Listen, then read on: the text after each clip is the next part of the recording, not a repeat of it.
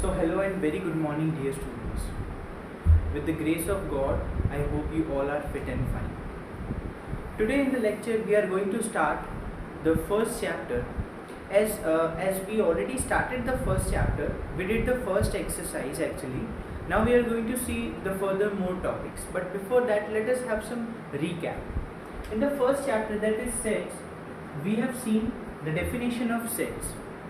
The collection of well-defined objects is called the set, and the objects in that particular set are called its members or elements that we have seen. And we know when do we call a particular thing a set, when it has some defined collection.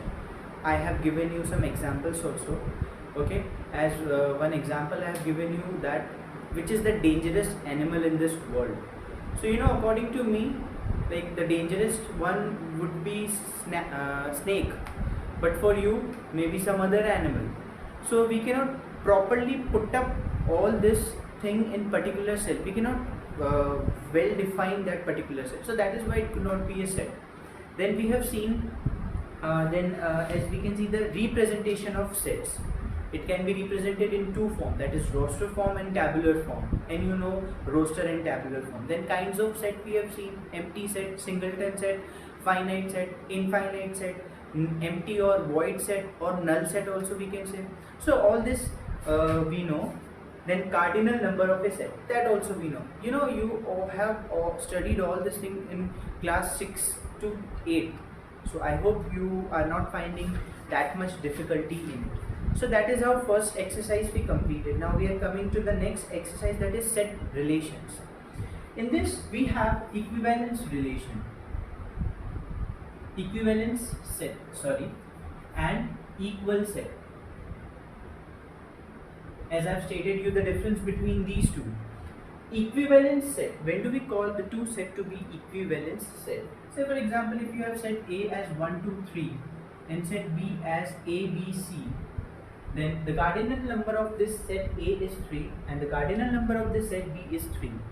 So the number of elements should be same in this two set, then we call that these two are equivalent set. And how do we denote them? We denote it by this two-sided arrow. Okay, then come to the equal set. What do you mean by equal set? If I write A is equal to 1, 2, 3 and B is equal to 2, 1, 3. So what does now you can understand by this two set, that the elements should be exactly same.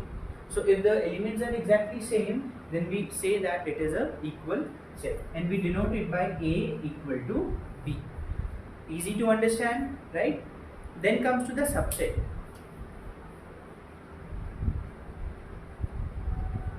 What is the definition of subset as given in the book? Let A, B be any two sets, then A is called a subset of B if every member of A is also a member of B. A best example, you take school.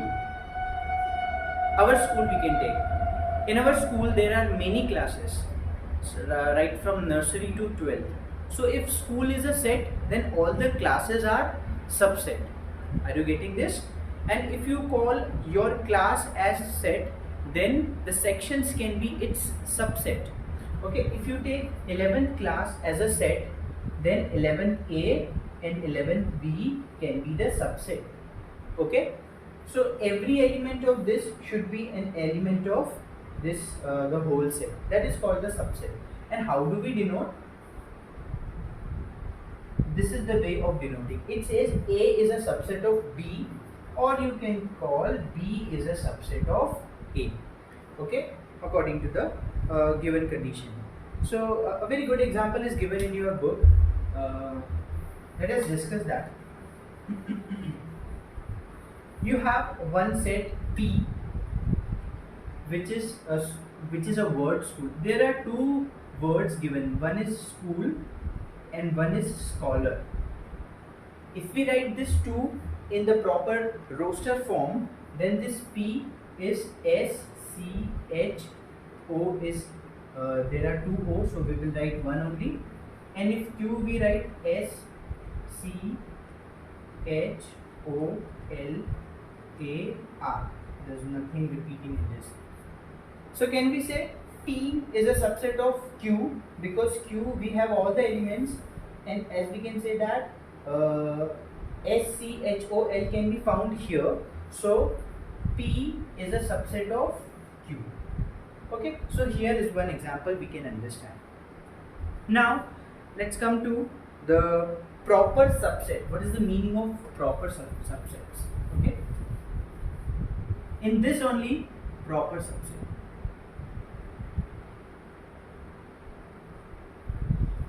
This is the best example of proper subset. How? Because all the elements are belonging in this set. That means P is totally belonging in Q. So P is a pure subset of Q. So that is what we say that proper subset. That means it is very proper. Okay, subsets, as you can find all these elements here in this Q.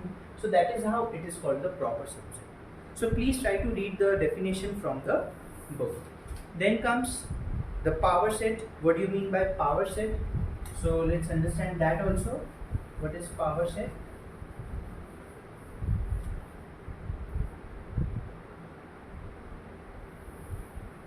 Like say for example, if we have a set A which is containing 1, 2, 3, then what is the power set? What is the meaning of power set here?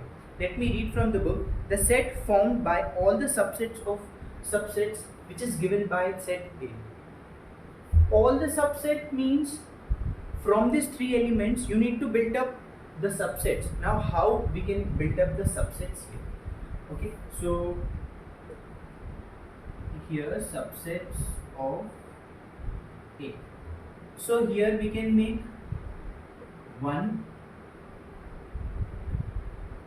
then no, let's write here in the curly bracket 1, 2, 3, then 1, 2, 1, 3, okay, 2, 3, 1, 2, 1, 3, 2, 3, then 3, 1, and here we can write 2, 1 also, okay, and also what we can write 1, 2, 2, 1, 1, 3, 3, 1, 2, 3, and 3, 2, and 1, 5. So how much? 1, 2, 3, 4, 5, 6, 7, 8, 9, 10. Okay, so what does this says? How do we calculate the power set here? With one formula. See, 2 to the power n formula. What does this 2 to the power n formula says? I guess this one, because 1, 2 and 2, 1, they both are same at a time. So we don't need to consider this. Okay, so this 1, 2 and 1, 2, then 1, 3, then 3, 1 will also be not be there, and 2, 3, okay, and 3, 2 will also not be there.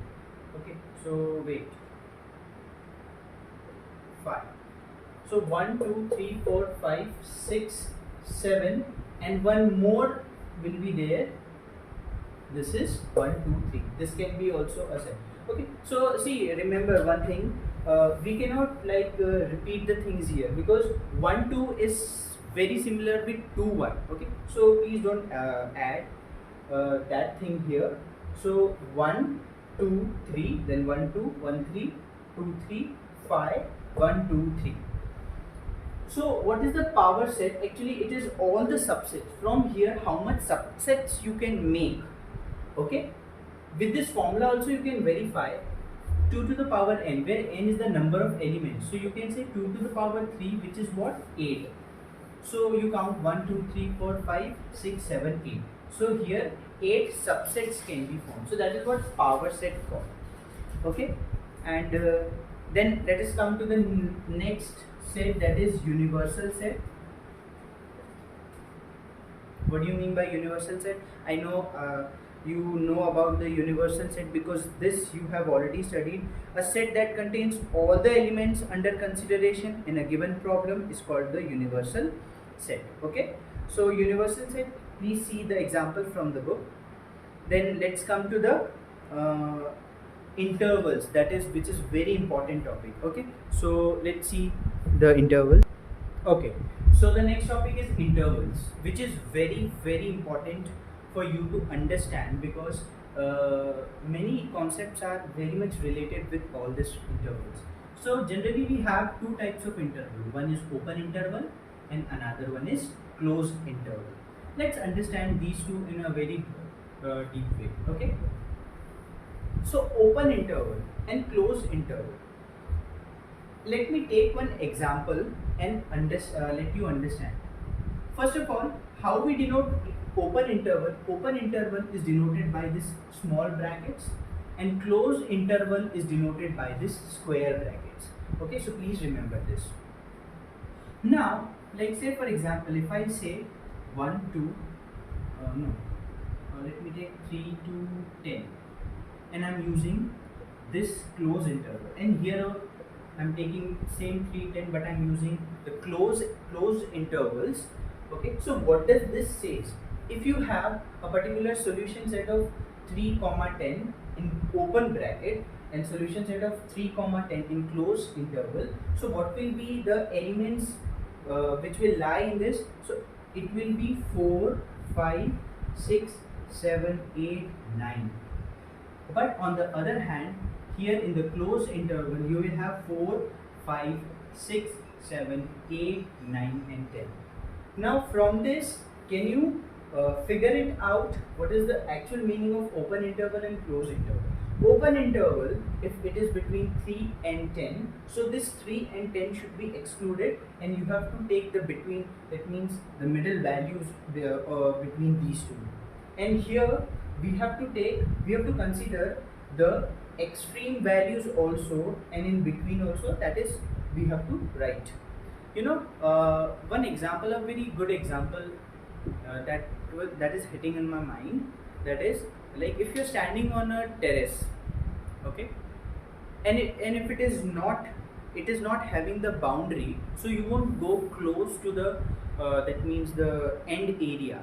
So that is what open interval says, that if your terrace is open, that means if there is no boundary, so you will not go close to the ending point, because you may fall.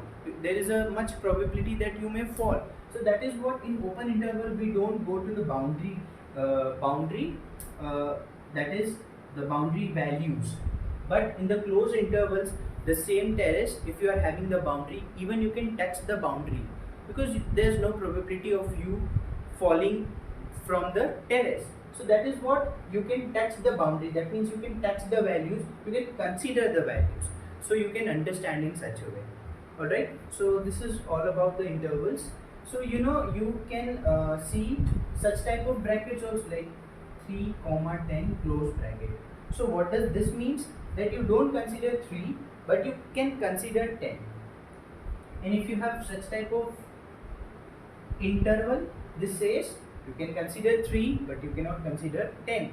Up to 9 only we will go. Okay, so this is all about the intervals. I hope you have understood. Dear students, before starting the exercise, you must know this this notations which we will use in the chapter. That is, if ever you see such type of E, this says belongs to. Okay, if ever you see E which is cancelled like this says not belongs to. We will in coming chapter we may write X belongs to N. So what does this mean? X is belonging to the natural number. Okay, if it is says does not, so X not belongs to the natural number. IFF, this is if and only if. This inverted A, this is for all.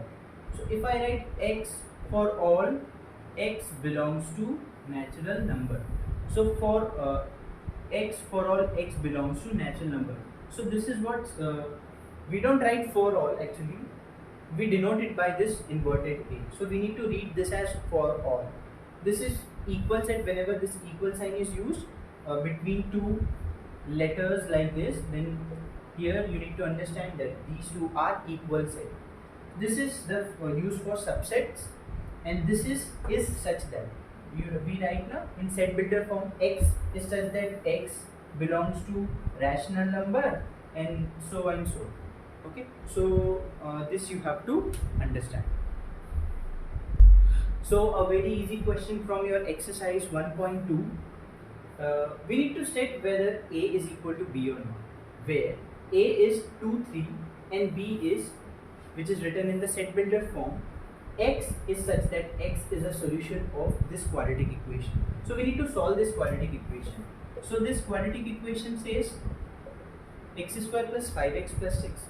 Here we can split in such a way. From here we can take x common, right? From here we can take 3 common, and finally what we can say, x plus 2 and x plus 3 equal to 0. The one root will be minus 2 and another root will be minus 3. So the B set will be minus 2 and minus 3. So here A is 2, 3 but B is minus 2, 3. Now let me ask you whether these two are equal or not. So if you are remembering the definition of equal set, as I said, that the elements should be exactly same, as 2 is not equal to minus 2 or minus 3 and 3 is not equal to minus 2 and minus 3. So hence it is not an equal set. But yes, it is A and B are equivalent set. You can definitely say that they two are equivalent set because there are two elements in this and the same two elements here in the set given. So that is how they are equivalent. Alright. So I hope you have understood this question. Similarly, you can do the other questions also. And as I see here again the objective type questions are given there. Let's do some more questions.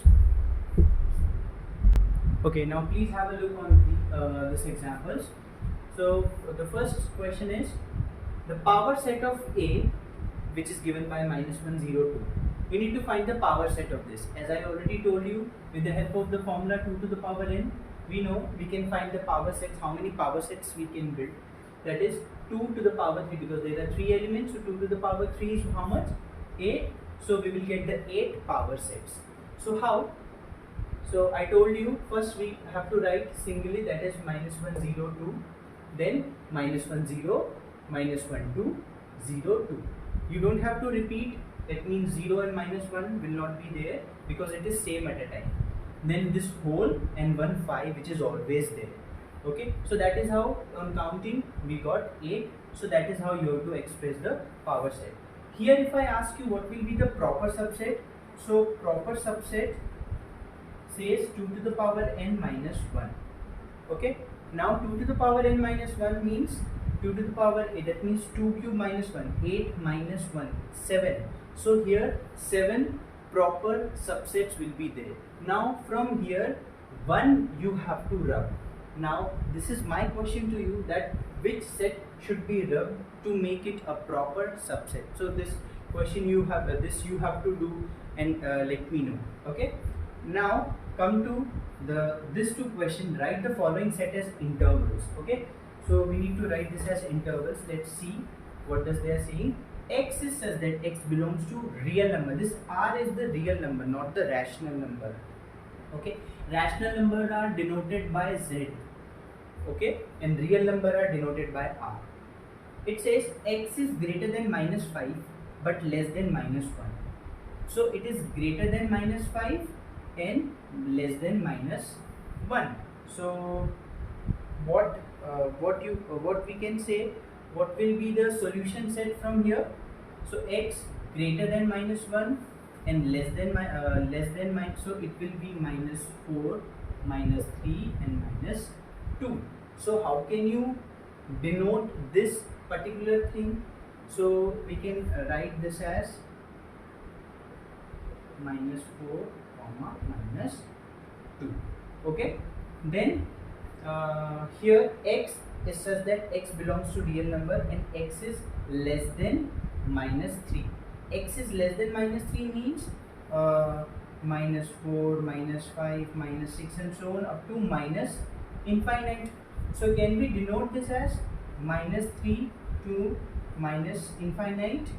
No, first -infinite will come and -3. we always used to write here the lesser value and here the greater value. So minus infinite to minus 3.